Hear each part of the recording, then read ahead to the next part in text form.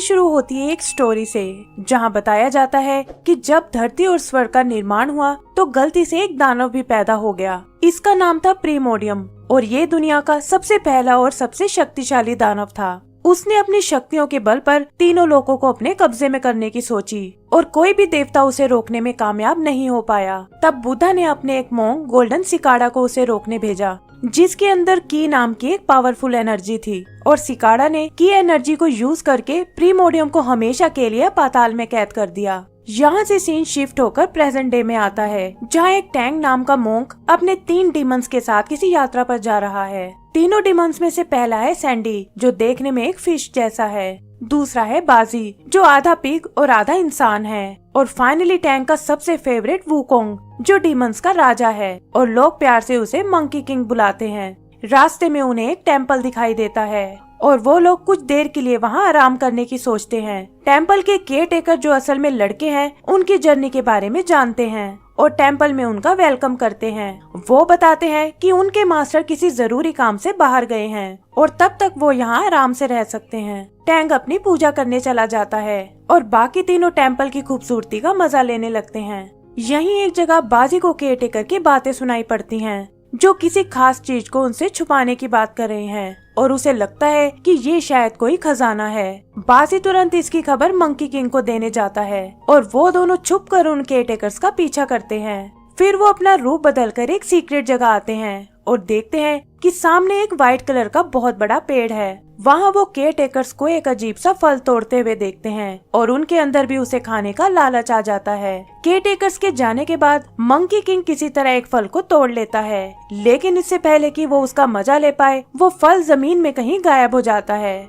Monkey king समझ जाता है कि यहाँ जरूर कोई बुरी शक्ति है और अपनी पावर से वो एक क्रीचर को बाहर निकालता है। वो उससे अपना फल वापस देने को कहता है, लेकिन क्रीचर की बातें सुनकर उसे बहुत हैरानी होती है। क्रीचर बताता है कि असल में ये एक जादुई फल है, जिसे खाने वाला 47,000 साल तक जी सकता है और ऐसे एक फल को पकने में करीब 10,000 साल लगते हैं, लेकिन जमीन से टच होते ही ये नष्ट हो जाते हैं। ये सुनते ही मंकी किंग का मन ललचा जाता है और वो पूरी बात सुने बिना ही पेड़ पर चढ़ जाता है।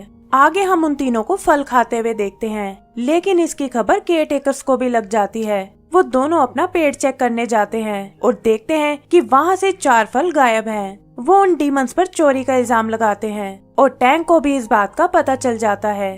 केयरटेकर्स टैंग को बुरा भला बोलते हैं और कहते हैं कि शायद इन डेमंस की तरह तुम्हारी नियत में भी कोई खोट है। मंकी किंग अपने मास्टर की बेइज्जती सहन नहीं कर पाता और कहता है कि अब मैं तुम्हारे उस पेड़ को ही जड़ से मिटा दूंगा। टैंग उसे शांत करने की कोशिश करता है, लेकिन मंकी किंग अपनी मैजिक स्टिक निकालकर उस पेड़ को नष्ट करने चला जाता है। वहाँ वो अपनी मैजिक स्टिक का साइज बड़ा करके उस पेड़ को जड़ से निकाल देता है और केयरटेकर्स चाहकर भी उसे नहीं रोक पाते। तभी इस टेम्पल का मोंक भी वहाँ आ जाता है और अपने साथियों से तुरंत वहाँ एक सुरक्षा चक्र बनाने को कहता है।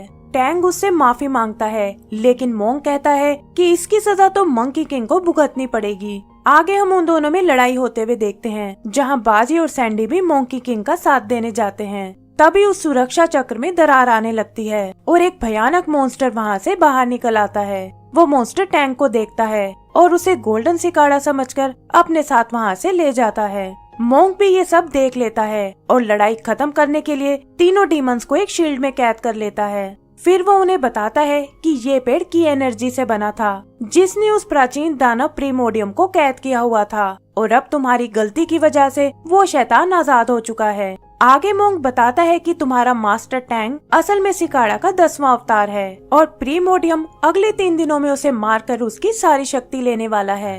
मंकी किंग कहता है कि कोई भी शैतान उसके आगे नहीं टिक सकता और वो अपने मास्टर को जरूर बचा लाएगा। वो लोग वहाँ से जाने की तैयारी करते हैं और हम देखते हैं कि एक स्मोक की पेड़ से निकलकर उनके साथ चला गया है। इधर हम प्रीमोडियम को देखते हैं, जो टैंक को लेकर एक सीक्रेट माउंटेन पर आ पहुँचा है और वहाँ आराम करने लगता है। वहाँ का लीडर ब्रो उसके यहाँ आने का कारण पूछता है और जैसे ही उन्हें उसकी असलियत पता लगती है, वो सब डर के मारे कांपने लगते हैं। उधर हम मंकी किंग को देखते हैं, जो प्रीमोडियम को ढूंढने आगे बढ़ रहा है और तभी वो स्मोक निकलकर उनके सामने आ जाता है। उन्हें लगता है कि शायद ये भी कोई डीमन है, लेकिन पता चलता है कि ये वही की एनर्जी है जिसने प्रीमोडियम को कैद किया हुआ था और यहाँ उनकी मदद करने आई है। मंकी किंग को उसकी बातों पर बिल्कुल यकीन नहीं होता और वो उसे उठाकर वहाँ से दूर फेंक देता है। वो एक बार फिर जंगल स्पिरिट को बाहर निकालता है और उससे प्रीमोडियम तक जाने का रास्ता पूछता है। स्पिरिट उसे बताती है कि ये माउंटेन गॉड का इलाका है और उसके टेम्पल से ही तुम्हें आगे जाने का रास्ता मिल सकता है। आगे स्पिरिट और सैंडी मंकी किंग को की के बारे में समझाते हैं और वो उसे भी साथ ले जाने को तैयार हो जाता है। प्रीमोडियम को भी उनके इस मिशन का पता चल जाता है और वो ब्रो से उनके साथ साथ की को भी खत्म करने को कहता है। फिर वो मोंग को बताता है कि जल्दी ही मुझे अपना असली रूप वापस मिल जाएगा और तुम्हारी पावर लेकर मैं खुद को और भी शक्तिशाली बना लूंगा। इधर मंकी किंग और उसके साथी खाना खाने एक गांव में आते हैं जो माउंटेन किंग के टेम्पल के पास बना हुआ है। तभी ब्रो और उसके लोग उन पर हमला करने आते हैं जिन्हें प्रीमोडियम ने भेजा है और मंकी किंग की को एक लैंप में छुपा देता है। प्रीमोडियम गांव वालों को भी अपने वश में कर लेता है और वो सब मिलकर मंकी किंग और उसके दोस्तों से लड़ने लगते हैं। जल्दी ही ये लड़ाई खत्म हो जाती है और ब्रो और उसके लोग मैदान छोड़कर भाग खड़े होते हैं। वो प्रीमोडियम को बताते हैं कि मंकी किंग का सामना करना बहुत मुश्किल है और ये सुनकर वो बहुत नाराज होता है। गुस्से में वो ब्रो को मार डालता है और मंकी किंग को मारने के लिए अपनी डार्क पावर को भेजता है। इधर उदास की गांव में हुई तबाही को देखता है और उसे उन लोगों पर बहुत तरस आता है। वो अपनी पावर से सभी गांव वालों को दोबारा ठीक कर देता है और ये देखकर मंकी किंग भी उसे पसंद करने लगता है। आगे वो लोग उस टेम्पल में आते हैं जहां माउंटेन किंग का स्टैचू लगा हुआ है और तभी वो डार्क पावर वहां आकर उस स्टैचू में जान डाल देती है। वो मंकी किंग पर हमला करता है लेकिन जल्दी ही समझ जाता है कि उसका मुकाबला करना आसान नहीं है।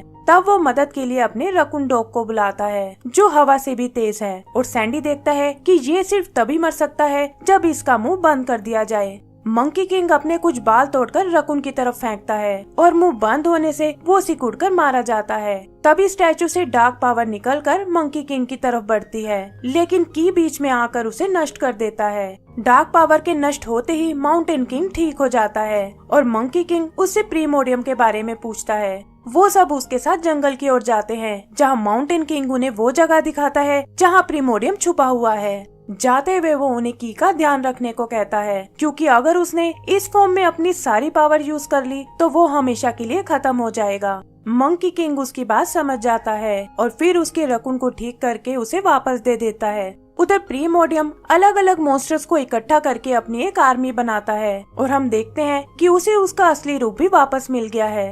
उधर मंकी किंग उसे सेफ रखने के लिए की को वहीं छोड़ देता है और अपनी पावर से उसके आसपास एक इनविजिबल शील्ड बना देता है। फिर वो बाजी और सैंडी के साथ प्रीमोडियम से लड़ने जाता है और देखता है कि उसकी आर्मी इसी ओर आ रही है। यहाँ हम एक शानदार बैटल होते हुए देखते हैं जहाँ एक तरफ सैंडी अपने वाटर स्पेल्स यूज करता है और दूसरी तरफ बाजी अपना साइज बड़ा करके दुश्मनों को कुचलने लगता है।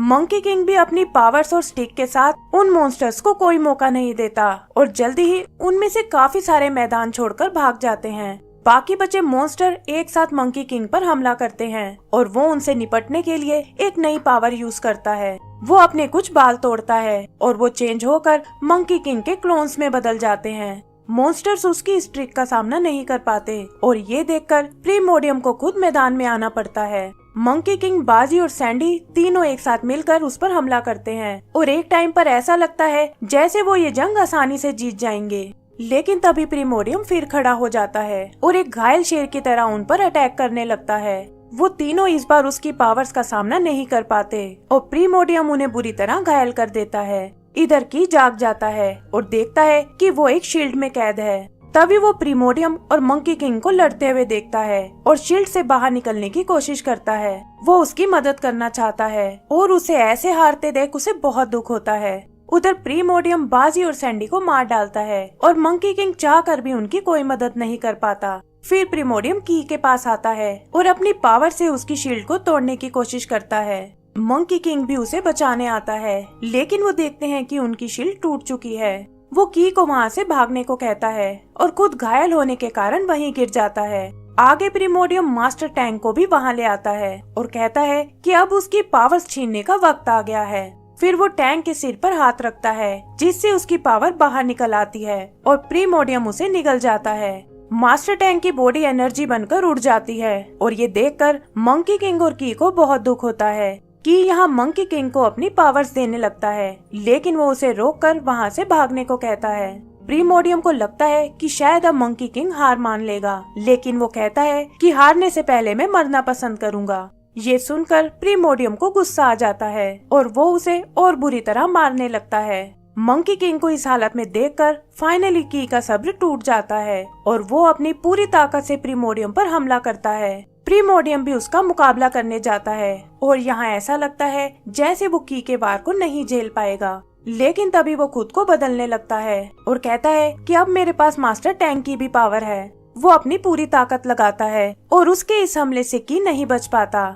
की के शरीर से निकली एनर्जी बेहोश पड़े मंकी किंग में चली जाती है और उसका दिल एक बार फिर धड़कने लगता है। वो एक बार फिर खड़ा होता है, लेकिन हम देखते हैं कि अब वो अपनी डिवाइन फॉर्म में है। प्रीमोडियम उसे रोकने की कोशिश करता है, लेकिन मंकी किंग कहता है कि अब तुम्हारा वक्त आ गया है। फिर वो उसे बहुत मारता है और फाइनली अपनी स्टिक से उसका अंत कर देता है। उसके मरते ही डार्क पावर भी खत्म हो जाती है और की एनर्जी मंकी किंग के शरीर से निकलकर उसके दोस्तों को फिर से जिंदा कर देती है।